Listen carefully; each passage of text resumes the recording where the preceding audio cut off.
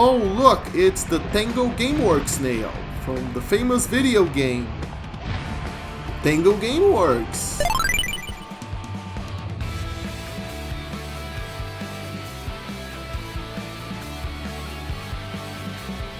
Let's start big and straight to the point. The release of Hi-Fi Rush is a miracle. You probably heard of shadow drops before, when games suddenly get released right now, with no other warning than maybe a trailer that says that hey, this is out right now. Sometimes it happens with a brand new announcement, sometimes a game is announced without a release date and is then suddenly shadow dropped when we least expect it, but Hi-Fi Rush is a completely different ballgame.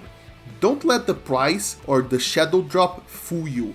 This is a fully fledged, premium as premium gets AAA video game that took 5 years to be developed, and yet during these 5 years not a single overexcited executive or disgruntled employee managed to leak a single detail about its existence. The only thing that leaked, as far as I know, was a name and the ESRB rating of the game mere hours before the Xbox Developer Direct, when the game was revealed and then subsequently released. If this is not a testament to the team's dedication, love for their craft, and hopefully love of each other, then I don't know what it is. I don't know if they crunched to get it out, but this definitely feels almost like an anti-crunch Singularity. A game where everybody was in the same page and that got released with no bad marketing involving how the executives treated the team. We'll see if this statement will age like milk in the following years, but for now, I'm content to give Tango the dub. Wango Gameworks. I'm so sorry for that. So, how is the game, the actual game? Opinions may vary on how good Tango's output is, but I have to say I personally enjoyed every single game they put out. From Evil Within to Ghostwire. I enjoyed them out to different degrees, but I had some enjoyment. But let me say, I'm probably the most surprised person out there at how good Hi-Fi Rush is. The game is basically perfect, and like with every review I watch or post myself, I honestly recommend that if the game interests you in any way, shape or form, you should stop watching this and just go play it yourself. It's on Game Pass, you can get it for $1, no excuses. Similarly, if you are unconvinced but I managed to convince you to check it out at any point in this video, feel free to pause, play it and then come back later. I won't spoil anything major, I won't spoil any plot twists, but I think the less you know, the more fun surprises you have in store when you play it, especially since this is one of those games that just keeps getting better and better all the way to the very end.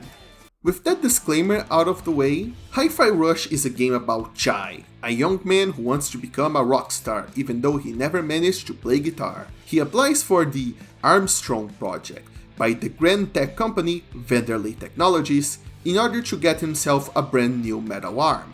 But also unfortunately, or actually rather fortunately, he gets an old school MP3 player embedded into his power source and technically I guess cyber heart? Anyway, he gets one implanted into him basically, which labels him as a defect in the system to be eliminated at all costs, but also gives him sci-fi musical superpowers that allow him to feel the rhythm in everything around him, and also the power to use a scrap guitar to pull some sick combos.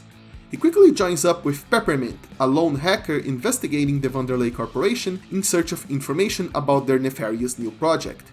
Together, with the power of jolly cooperation and rock and roll, they join forces to destroy an army of robots in order to stop whatever evil plan is surely brewing in the underbelly of this tech giant. Tech giants always have nasty shit brewing underneath them, don't they? The first thing you probably notice in Hi-Fi Rush though, before the story even settles in, is just how stylish this game looks, but also that it has a very particular type of style that you don't see too often. It doesn't look like your typical anime art style, but it doesn't look like your typical Western comic book either. It looks like what you would think Western made but Eastern inspired art looks like. It reminds me of shows like Avatar: The Last Airbender, though I have also seen a lot of people calling this the Dreamcast aesthetic, which You know what? That's a pretty fair description. It certainly reminds me of Jet Set Radio, but definitely with an animation bump to it. The team did a pretty damn fantastic job. Everything runs so smoothly and also transitions smoothly from gameplay to cutscene to gameplay. And let me remind you that smooth transitions are not a problem gaming has overcome as a whole. I have played recently released games which still suffer from clunking transitions from gameplay to cutscenes or between segments of levels. But in here, there's even 2D cutscenes and the game transitions seamlessly from style to style. It's definitely one of the smoothest games with the most flow between cutscenes, if that sentence makes any sense to you. The world design is impressive, and the developers know because every level you get at least one shot where they just zoom out and show that you are in an area full of stuff that is just all bright and detailed and most importantly, all moving to the beat. You see, it's not only Chai or his enemies that move to the beat, the entire world moves to the same rhythm. Factory lines only bring parts to the next step on the beat, pipes and even rocks bop up and down to the rhythm, and of course, platforms and obstacles appear and disappear to the beat as well. But perhaps more interestingly, you don't only fight to the beat, you are forced into the beat, whether you like it or not. You see, Chai dashes to the beat, he can only parry to the beat, and of course if you press the attack button not on the beat, then you might feel a slight delay until the attack hits, because it doesn't matter how much you button mash, Chai will only move when the beat hits.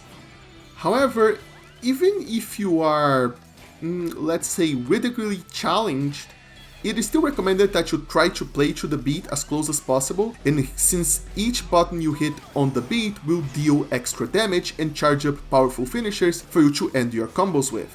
Don't worry though, in case you don't know if you're doing it correctly, you will hear claps and a small indicator to show how much of a good job you're doing. Let me tell you though, Hi-Fi Rush might just be my new favorite hack and slash, or character action game, or whatever you want to call this thing that it is doing. You know what I'm talking about. I know what you're thinking, is it really that good?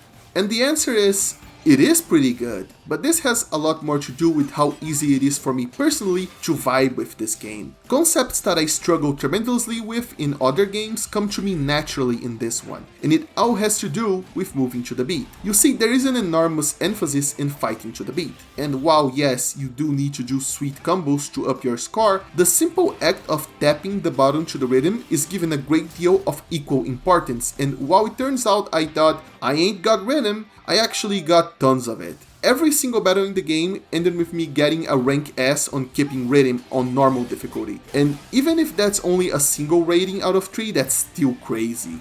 And because dodging and parrying are also done to the rhythm, I managed to do them really well, surprisingly well. Hell, I usually avoid parries. I find them too finicky and precise in other games. I keep wondering when it's the right time to do it, when it's the right time to do with this enemy or this other enemy, and I always screw it up. But in Hi-Fi Rush, there is never any doubt.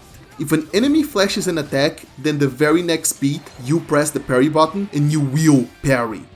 What if he's a tricky enemy and they are going to attack more than once? Just press the parry button a few extra times to the beat to guarantee. You will miss nothing, and since almost every attack, including falling fireballs from the sky, are all parryable, you might even negate damage from attacks that you didn't even see coming. Even my other mortal enemy, combos that require you to stop for a second before continuing, are easy to do here. All you gotta do is skip a beat. No worries about timing anything else, it's just great. All of the problems that I had with other hack and slashes finally solved, like I finally got what everybody else got years ago. I didn't get a single rank below A for my entire playthrough, and that's not because the game is easy, though, well, yeah, it is a lot easier than Devil May Cry, but also because the game makes it easier to understand concepts that I had trouble with. So, thanks Hi-Fi Rush! Also helpful to your rank at the end of each battle is that there is no damage score. You're measured only in, well, score, which is about combo variety, just timing, which is about how well you timed your attacks to the beat, and clear time, which should be obvious. This meant there were a lot of times I just ate a lot of damage and thought, man, I screwed up my chances here, only to get 3 straight S's after the battle. In this sense, getting a higher score is simply easier than in games like Bayonetta, where if a chickmunk so much as scratches you, you get denied a pure platinum medal. And I wish more games did this. Allowing you to just eat damage if you did it on your way to kick major ass should be a valid option. Of course, you can't just take damage willy-nilly, since that breaks your combo and thus lowers your score, and also you can, die from it, but you are allowed a lot more breathing room in what you're trying to do here, and I appreciate that. No action game can be discussed without talking about enemy variety, however, and Hi-Fi Rush is no slouch in this category. There are basic enemies, projectile enemies, flying enemies, enemies with shields, enemies that generate shields in other enemies, and the list goes on. There are even multiple types of shields and protection, and that's where the partner system comes in. At any point, you can summon a small assistance from your teammates, like for example, Peppermint can appear next to you and machine gun enemies down with her double pistols, after which there will be a small cooldown until she can be summoned again. This is not just for range attacks though, as energy shields can only be broken by her pistols, so you will have to summon her to deal with shield enemies. However, unlike in other games in which her guns will simply be a key to the lock that is a shield, she is still incredibly useful outside of specific obstacles, and you can even buy more attacks for her as well as weave her into your combos by summoning her doing a finisher. It's a pretty fun system to toy around with. Another thing you need to be wary of when fighting is that some enemies have a guard bar, and until you complete them by doing lots of hits, yes, you complete them, you fill them up. Usually you drain them, but in this case you make them go up. It took me a while to really get it. Don't worry, it's a bit confusing, but moving on. Once you fill them up, their guard breaks, but unlike in other games where they get stunned for a while and then get back up, Hi-Fi Rush puts its own little spin on it, in which major enemies do not get knocked back or stunned until you fill their bars, at which point they can still deal damage to you, but they can also now be knocked back and juggled in your combos. This means you always know which enemies you can easily weave into your beatdowns and which will take damage but ignore you and can potentially ruin your combos. And with this plus the warnings on the ground whenever a delayed attack is going to hit, means you always have perfect information of how each enemy is going to behave when attacked. And I cannot overstate how important that is to lessen the frustration of high level play. Also, you gotta watch out when you deplete the health of a major enemy, because they will usually send a shockwave that will glue you to the ground and then begin a game of musical timing in which you must parry most of their attacks for you to actually finish them off. There is not much more to this, it's just like a lot of the things in the game. I think it's really cool and I wanted to talk about it. Now, all of that streamlining does come at a price. Unlike, say, Bayonetta 3, which had a billion different weapons, Hi-Fi Rush has a single one, Chai's junk guitar, and aside from unlocking new assists, that's all you get to the very end of the game. On one hand, hardcore character action players might be disappointed that this game simply cannot be as deep as other games in the genre, with having only this one single combat option. But let's be real here, at the risk of making an overly narrow comparison, how many people watching this video played Bayonetta 3 and used every single weapon until they found a favorite pair? I'm just gonna go ahead and give it to you straight. Once I unlock the yo-yo, I just use them for the rest of the game. I'm a lazy person, and if I find something that works, I don't feel much reason to change it, especially since the yo-yos alone were already a pretty deep weapon to master, alongside everything else in Bayonetta 3. In that sense, this can be a strength, and I personally think it is a strength of Hi-Fi Rush. You don't have to worry about picking one weapon from a seemingly never-ending arsenal of options, and you can just focus on mastering Chai's moveset, which is a pretty good moveset that, in true character action fashion, can be expanded with additional moves that you can buy in a shop, and you can also buy special attacks that you can trigger by pushing both analog sticks down when you have enough charge energy for some well-needed special variety, as well as chips, which act as passive upgrades that you can use to give you the edge in combat or to extract extra points in battle if you're already confident in your abilities. Did I mention Chai also can close the distance by using a grappling hook? Because he could turn his arm into a grappling hook. It's pretty cool. Let's unsmoothly segue into talking about the plot and writing now. Previously on Hi-Fi Rush. How about...